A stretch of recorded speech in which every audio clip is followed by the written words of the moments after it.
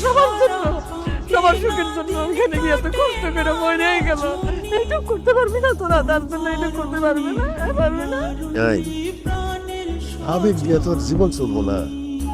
আপনি এত কোটি টাকা এই মুহূর্তে কিভাবে জোগাড় করবেন, কোথার থেকে জোগাড় করবেন? কারো কোনো কথা আমি শুনুন না। আমি ঠিকই ব্যবস্থা করবো।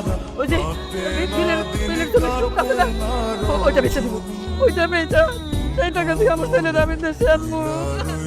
আমি কই কি তুমি পয়সা কিন্তু ভাইজানের লাশ পাইবা, কিন্তু ভাইজানের তো জীবিত পাইবা না, তাহলে জমি বেচে লাভ কি? আমি ওই জমি বেচতে দিব না। আমার আর কিচ্ছু বোঝানোর দরকার নাই, যা বোঝার আমি বুঝে গেছি। তো কারো জমি, কারো কোনো টাকা পয়সা আমার লাগবে না। আমার পাখির জমিটুকু আছে তো, ওটা তো আমার, ওটার মতো তোকে কারো হাত নেই। ওইটা বেঁচে দিব। আমি টাকা দিলে তো করে নিয়ে দিতে পারি।